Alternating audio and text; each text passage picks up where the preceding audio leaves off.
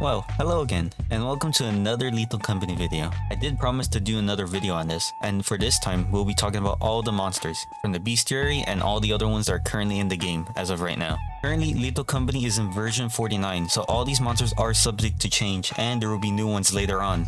But anyways, we'll be looking from the least dangerous to the most. And don't worry, I have timestamps with the official entity names, so if you want to skip and see them, you can check it in the description. Also, you can consider this video as a part 2 of the lore discussion, as Sigurd was the one who wrote all the description for all these entities and he raised them in danger percentage level.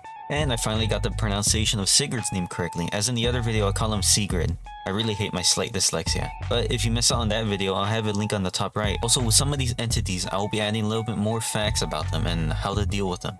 So I think I've talked enough for this intro, so let's get on with the list.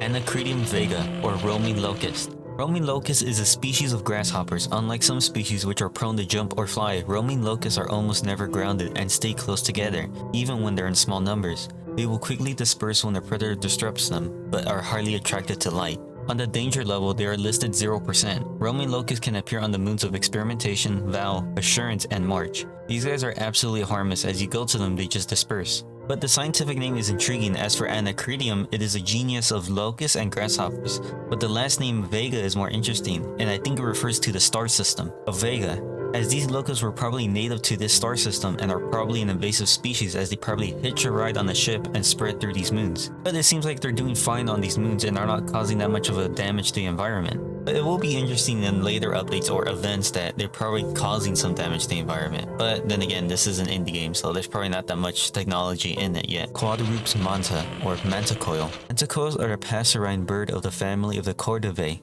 Their bodies are quite large compared to the early descendants, and their wingspan ranges from 55 to 64 inches. Their most defining characteristic is their set of 4 wings. Their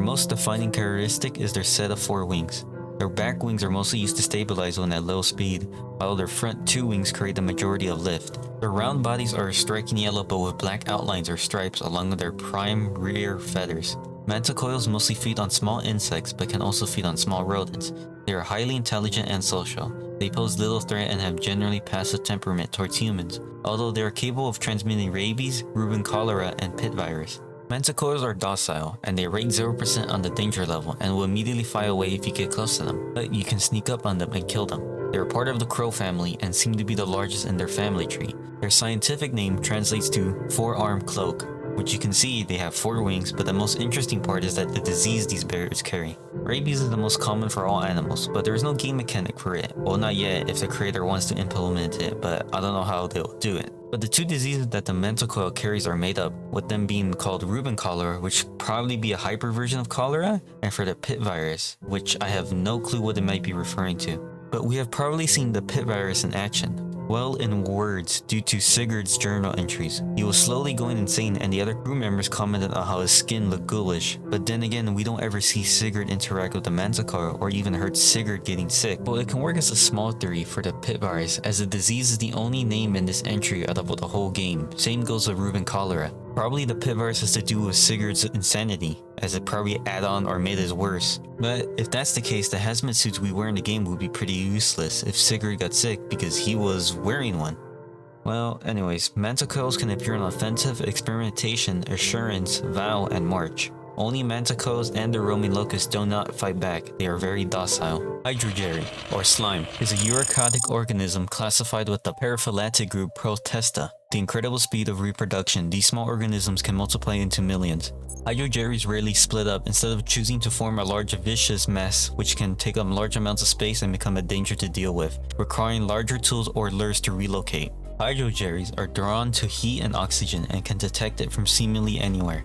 There's almost nothing organic they can't convert into their own body mass.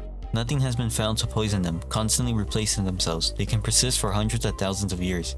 If you ever find yourself cornered, find a tall object to stand on top of. Hydrogeres have trouble climbing. They have great taste, cause I have made a friend with one somehow, and we think it was my music. Sigurd lists the slime as 0% in the danger level, but only if you're faster than a snail. So either you're not paying attention or are heavily injured, you will be eaten. Although these guys can get a little annoying because when you're running away from other monsters, they can get in the way, or when you exit the facility as they can camp the doors and basically insta-kill you. There are ways to deal with them. Either have the boombox as they're attracted to the sound, or jump on the railings. While on the railing, you could jump to a safe spot. There are no other ways to kill the slime. Do not try to hit it with a shovel, because you just piss it off and slightly increase its speed, but it's still slow as hell. And the Latin scientific name for this creature means to get wet. Also, it says on the wiki that the Hoarding Bug can pick up the slime. I have no footage of this happening, but there were reports that this has happened before. But if that were to happen to me while playing the game with my friends, I wouldn't even be mad, I would just be impressed. Impintium crassus, or Hoarding Bug. Hoarding bugs of the order of Hypmenoptera are large social insects, while often found living alone. They have been found to share their nests with members of their own species. They measure a height of 3 feet on average, with bulbous bodies. The thinness of their fluid and blood and the material of their carapace contributes to their low weight, making them capable of flight with their membranous wings. It also makes their bodies somewhat transparent. Hoarding bugs were given their name due to their territorial nature. Once they have chosen a place as their nest, they will seek to adorn it with any object they can find and will protect these objects as part of their nest. Hoarding bugs are not so dangerous alone, as they are large in hives. However, if left alone, hoarding bugs are surprisingly neutral and pose little danger. We love the stupid cuddle bugs. This has been the note from the Indomitable Sigurd. On the danger level, they are listed 0%. Hoarding bugs are related to ants, and their last name refers to the Roman general Marcus Licinius Crassus, who was the richest man in Rome. These little buggers are really docile, but only if you don't steal their loot. They will pick up anything, even dead bodies, and keep it to themselves, but you can trade with them to get the items back. If you encounter one, never take their items away from them or get so much close to them, as they will get pissed and try to attack you. But if you run away far enough, they'll go back to their normal state. There can be multiple hoarding bugs, but there's a small chance of it, so if that happens, you're gonna need a lot of items to trade with. Also, big tip, keep scrap outside the building so these guys won't steal them from you. I wonder in the future updates we're probably gonna get a separate room where we see all these guys in the hive. But anyways, these guys can die to 2 shovel hits. And Medulla gigantis, or Earth Leviathan, cleverly named Earth Lion of the family Piscodilla, is one of the largest invertebrates found around the Thistle Nebula. None have been captured, so not much is known of their biology. They seem to behave as predators. It's speculated they can burrow as far as 40 meters underground, judging by the incredible excavations they can leave behind. They can detect even the slightest vibrations, and for this, the reason it's not recommended to stay still if they are nearby. That is a myth. Instead, if you hear them burrowing, retrace your steps. Sigurd lists the Earth Leviathan as 2% in the danger level. Due to this, you can see them from the cameras. The Earth Leviathan is related to the leech family. You can easily notice them when you hear the rumbles and the ground start to shake. Make sure to get on the ship or run away when you see bits of rocks coming out of the ground. If you don't make it out, you will die instantly and will eat all the stuff you carried on your body, so there is no way retrieving that ever again. A really bad combo with these guys can be with the Eyeless Dogs, as the dogs only follow noise, so if you're trying to run away from the Leviathan, you can get either killed by the Leviathan or the Eyeless Dogs. Also, I think in the game this is the only monster that eats other ones, as it can eat the forest giant and the dogs and any other animal that's outside, if they're trying to kill you. But these guys become a very big problem if you're playing solo, or when you grew up with your friends, as some of you might not realize the ground shaking or the rocks coming up from the ground. But always make sure to see the rocks flying so you can survive, and to always go backwards and retrace your steps, as how Sigurd says. Lacerta gloorium, colloquially named puffers or spore lizards. Lacerta gloorium of the family Alligatidae is one of the largest and heaviest reptiles. Despite their large mouths, they are herbivores and do not have a strong bite. The bulbs on their tails are believed to secrete a chemical which attracts and accelerates the growth of fungus species, Lycopodium perlantium, which it can then shake to release spores as a defense mechanism, a unique example of mutualistic symbiotic relationship. Spore lizards have a very tempered temperament. Avoid confrontation if all possible. If their attempts at threat display are not effective, they may attempt to attack. It is therefore not recommended to corner or chase one. There are historical records that spore lizards were at least partially domesticated hundreds of years ago. However, this effort was set aside by an initiative to harvest their tails for medical properties. Spore lizards are listed 5% on the danger level, and Sigurd notes that he hates this creature. Spore lizard is part of the alligator family tree. I noticed something. There's a common theme when it comes to these creatures. They're all related to the animals back on Earth. This either means that on these planets they had alien species but they were not highly competitive to the ones compared on Earth, and probably humans crossbreed the alien species with the ones on Earth. Or the fact that these planets were devoid of life, but humanity found a way to terraform these planets to have life on them. At least we can say that most of these monsters are not even aliens, they were all heavily related to Earth. Even with a spore lizard, as it says that they tried to domesticate them, which probably led to their timid nature as they were probably aggressive before. You can't kill these guys, so just avoid them as they wander aimlessly around the factory. Don't bother them and they can fight back if they feel threatened enough. I know at first when you see them you may be scared, but do not worry, the Spore Lizard is just doing it as a bluff, so just back away. And also do not get into the spores they release because they will just blind you for a little bit. And you may wander into a landmine. Soulless Scolopendra, or the Snare Flea. A very large arthropod of the class of the Chilopoda. Its body produces a silk which is primarily used to propel itself to places where it is concealed. Its exoskeleton is somewhat fragile, and it can die from very long falls. Snare Flea does not produce venom, nor does it have a strong bite. It makes up for the weakness with its ability to tighten itself around large prey to suffocate. The Snare Flea thrives in dark and warm areas. It cannot survive low temperature and generally avoids open air and sunlight. Take the rats outside or just beat the hell out of them. I think their insides can make a good milkshake. On the danger level, they are listed 30% and are related to centipedes. And in their Latin name, it translates to trick centipede. The way how these guys attack is similar to facehuggers or head crabs. The way to counter them is either have someone look at the map and call out to them, as they can hide up in the ceiling. Or before you enter a room, make sure to look up at the ceiling, and if you ran past them, they can make an audible noise as they drop down, but you can easily outrun them. But if they catch up to you, they will latch onto you. It will make you drop all your stuff.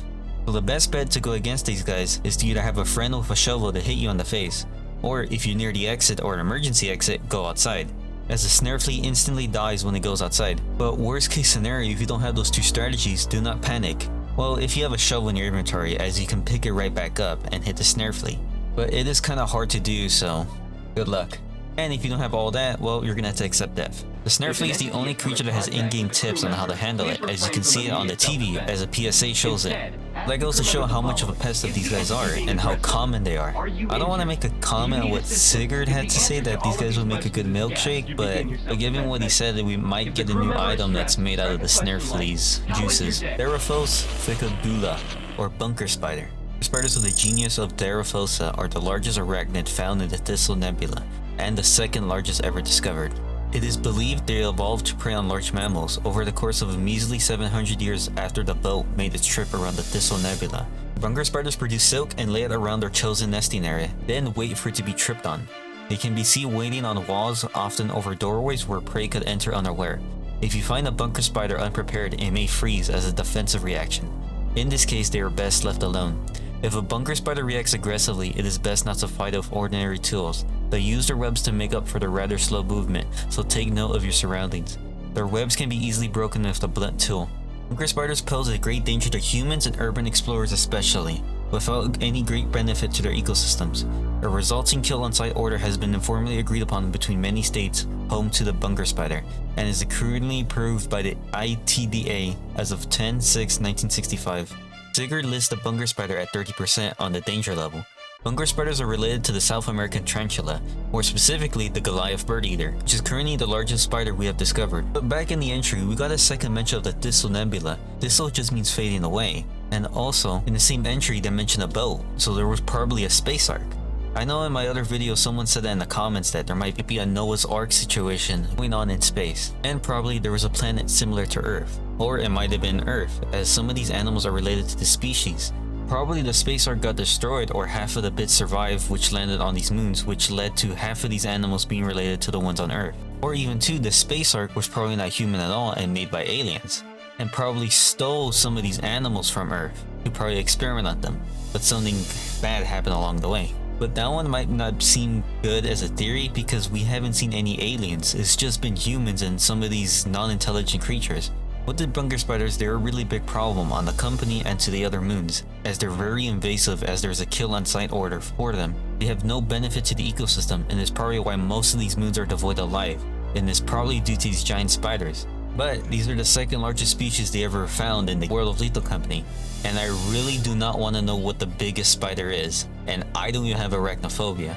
You can pretty much avoid these guys as they're really not aggressive, but if you touch their webs they will go on a hunting mode, and also when you get near them. So be sure to check every wall and corner as they can be on any surface, and do not try to fight them, they are very hard to kill. But if you have the stun gun or a grenade, you have a chance on killing them. Bunker spiders can take 5 hits with a shovel. As they kill you, they will string you up into a cocoon. But if one of your friends got killed by a spider, just use the teleporter to get their body back. Also, you can destroy their webs with a shovel. But be careful because I'm not sure if it ticks off the spider or it will just leave you alone. So that's 3 Prokitas, or forest keepers. Believed to share a common ancestor with Rapix Folum, these behemoths are called forest keepers for the biomes they often inhabit. Their bodies bear markings on their front and back which mimic eyes. This trait is more helpful in their youth as they're not agile. Their skin is unique, dense material which hardens further throughout their lives. The large spikes and bumps across their bodies form as a result of aging. It has been said that forest keepers exhibit a curious behavior similar to that of a human child, the age of 5 or 6. They will eat anything that they find fascinating. Forest keepers don't actually need to put anything into their mouths, as it's theorized their main source of energy is processed similar to photosynthesis. Still, this makes them relatively dangerous to observe. They can see across long distances, so staying low and making use of cover is a must. They cannot enter small spaces and are not generally destructive, so stay close to shelter or overhangs. The Forest Keeper are listed 50% on the danger level. Their Latin name translates to a satirical prodigy, and they might be related to butterflies. Also, their first scientific name, Santreed, refers to the group of Greek forest deities. Forest Keeper has the intelligence of a child, so they are similar to elephants, as when they eat you, they have no clue what they're doing as they find it very curious, and also things around them, so they tend to put stuff in their mouth. Before the update back in November, I think when the first game started the release, these guys were really annoying to go against, as they were really fast and you couldn't break their sight. Only if you made it to the ship or entered the facility again. But thanks to the new update, they're bearable to go against. You cannot kill a Forest Keeper, but it can be eaten by the Earth Leviathan. Only best bet to go against the giants is just to make sure not to be seen by them and hide in the ship or the facility. But you cannot run them as they're pretty much nerfed in the update. The entry says they have a common ancestor to Rapix Folum, or the Bracken. I will go more into this as I get to the Bracken entry. Leocasus, or Eyeless Dogs. A large mammal of the class Staphytus, are social, hunting in very large packs. They have also been called breeding lions for their recognizable sound and large mouths. They are endurance hunters and attempt to make up for their lack of sight with their sense of hearing. It's a popular myth that they often mistake the sounds of their own kind for prey, entering fights with their own packs. Their behavior is unique from other pack animals and their tendency to spread out far to cover distance. When an eyeless dog has found its prey, it roars to alert others in the near vicinity, who will also sound the alarm, sometimes resulting in a kind of chain reaction. Eyeless dogs can be dangerous in swarms, however they're characteristically clumsy, taking guesses at their prey exact location, which are often incorrect. Now, there is no danger level for the eyeless dog, which means that Sigurd didn't write this entry. Or maybe it was Desmond, as he wrote his own journal entry in a more professional manner. Or it was probably someone else entirely. But the Latin name for the eyeless dog translates to blind lion. Their design is similar to SCP-939, as they are very similar as they only follow sound, but the only thing that's different is that they cannot mimic voices. Best bet around these creatures is to just sneak around them, and not to attack them, as they can take 12 hits from the shovel. If you have anything to make noise, throw them, like the flashbang, or use a whoopee cushion to draw them away. Eyeless Dog has 3 stages of alertness. 1 is when they're wandering around, 2 is when they hear something, and 3 is when they're attacking something. They will attack the first thing they hear, even when you don't make any noise, and will instantly kill you. It's very rare for the Baboon Hawk and the dogs to fight each other. Also, multiple dogs can spawn on one moon, and it's pretty bad when the eclipse happens. Apex Fola, or the Bracken, or also the Flowerman. There is a debate on the genus to which the Bracken belongs. It is a bipedal vertebrate with skin the color and texture of a red beet. Their name is coined for what appear to be leaves protruding from its upper spine.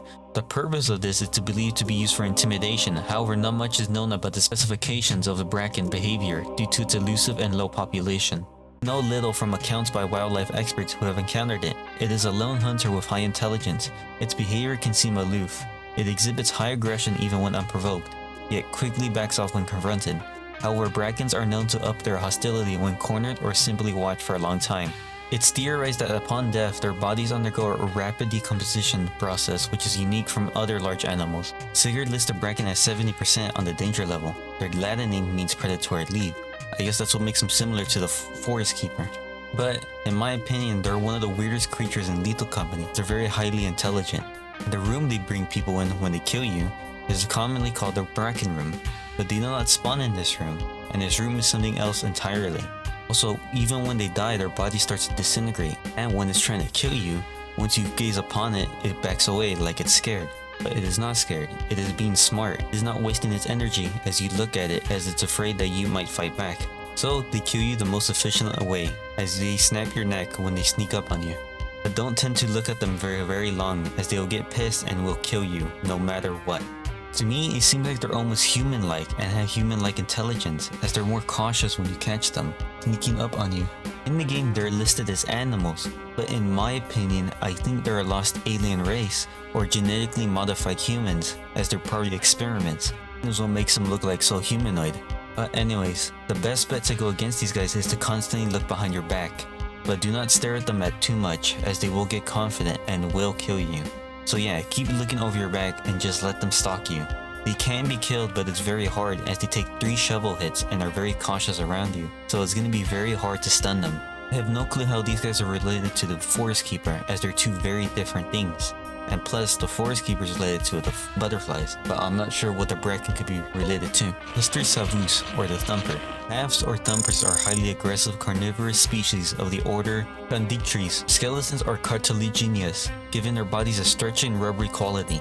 Their names come from the fact they must eat their bottom legs in order to escape. Shell of their hatched egg. Their bottom legs are hardly functional to begin with. Their arms or front legs are very strong, and they occasionally use them to stomp prey.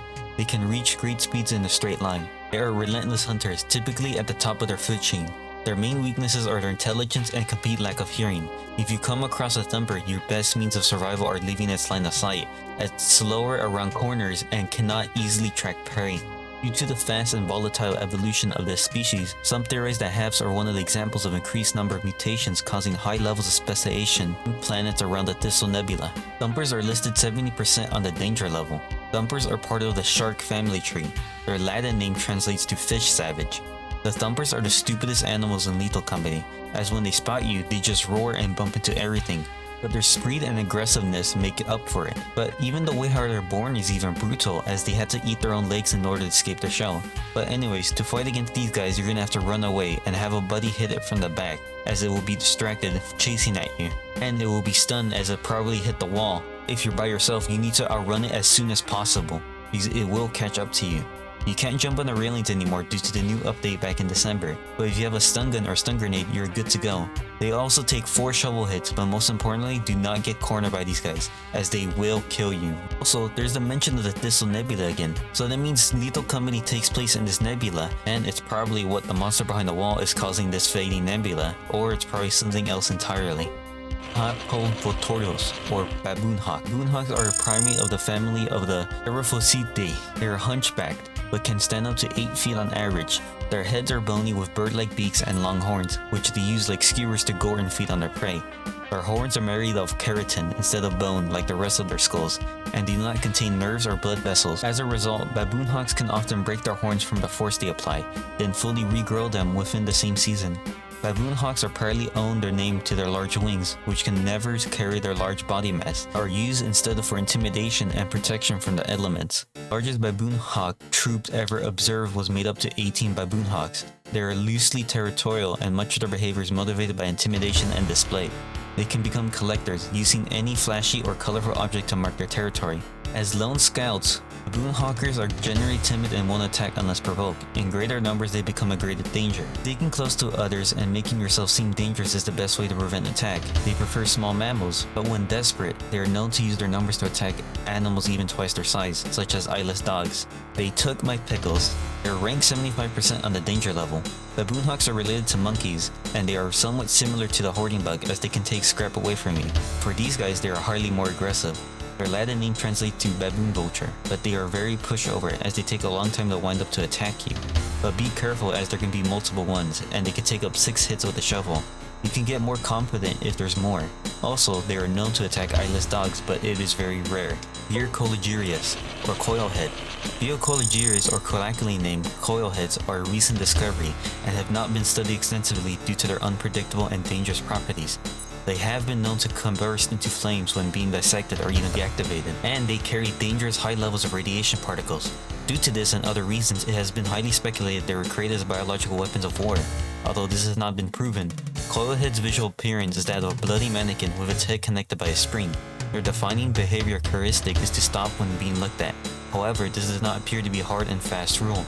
When they encounter a loud noise or bright light, they appear to enter a long resting mode. Just stare at them or use a stun grenade. Sigurd.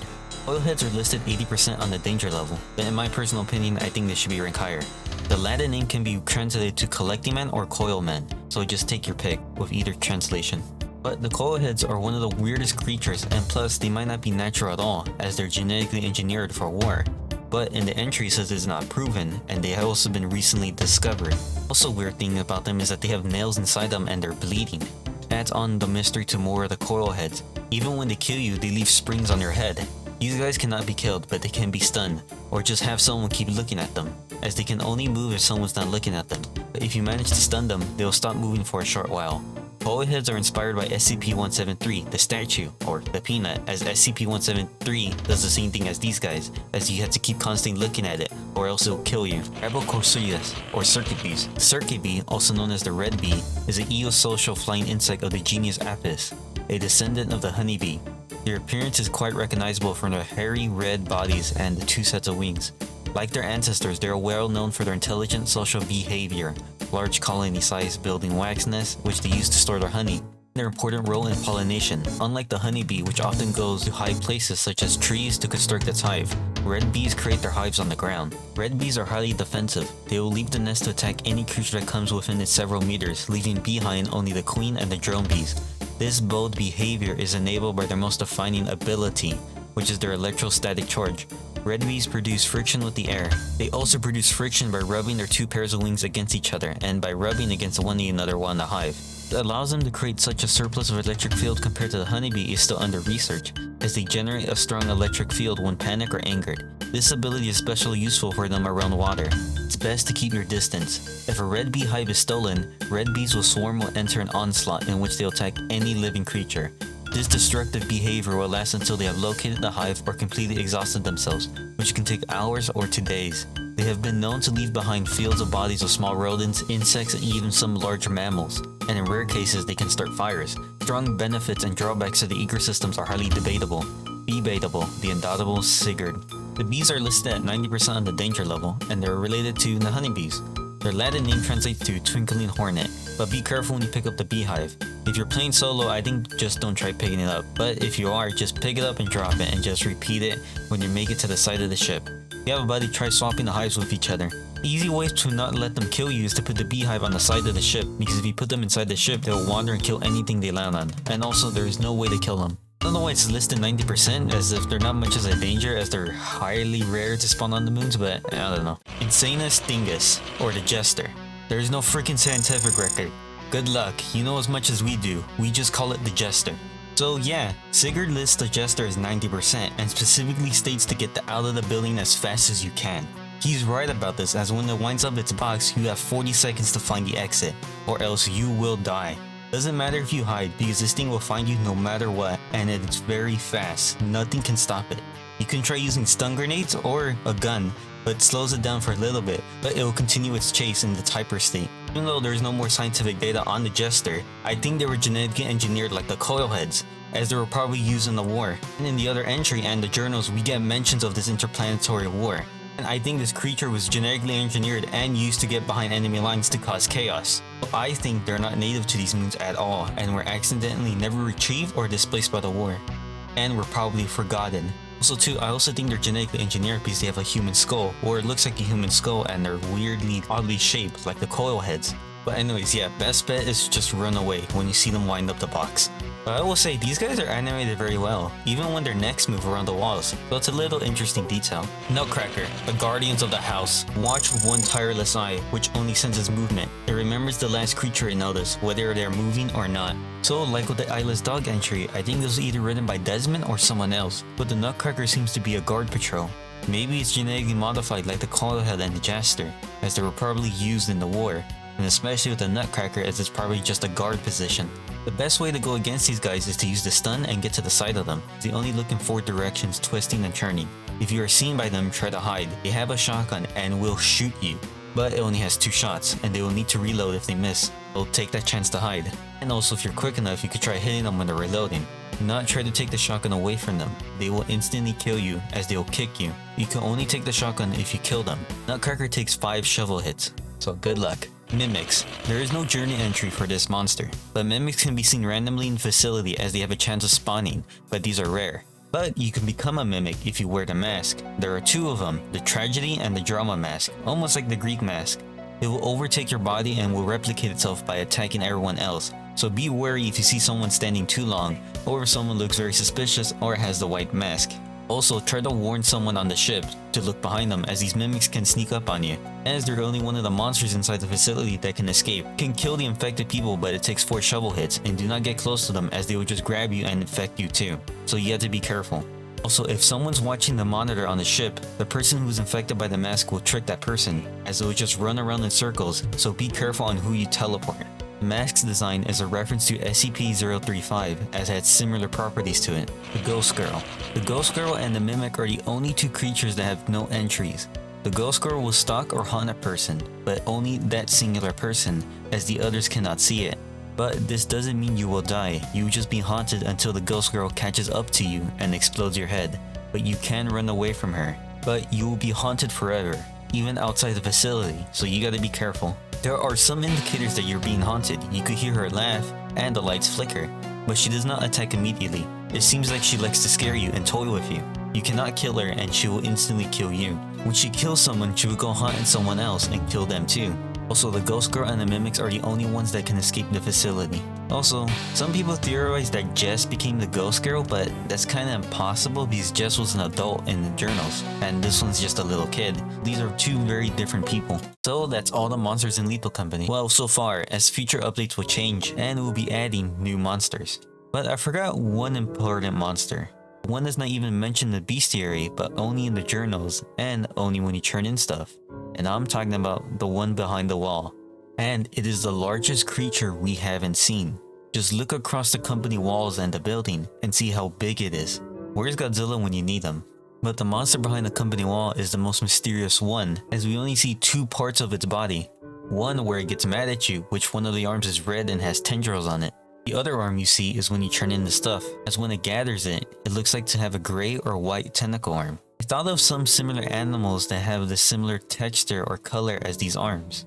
I'm not sure what the gray tentacle can be referenced to what animal, but I think it might be reference to an animal called the shipworm, as they have similar texture and color. But for the red tendril, it reminds me of the bloodworm, as they are very similar too. But so far, those are the only 2 things we get to see of the creature, as we have no clue what it looks like.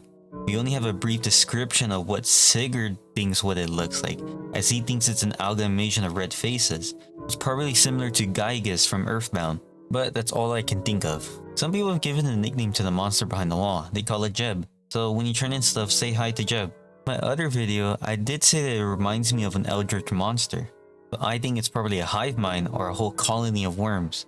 I guess you could say it's something similar to the grave mind from Halo, but we'll probably know what it is when the game is finished. Or maybe never at all, since if it was revealed, I think it'll kill the fun of just speculating of what it is, and ruins all the whole mystery behind it. But anyways, I think I talked for a long time, so if you made it to the end, thanks for watching. Probably do more Lethal Company videos later on, but so far I'm not sure yet. I'm thinking of something, but I'll probably get back on Lethal Company again. But anyways, this is Mazer Argo signing out.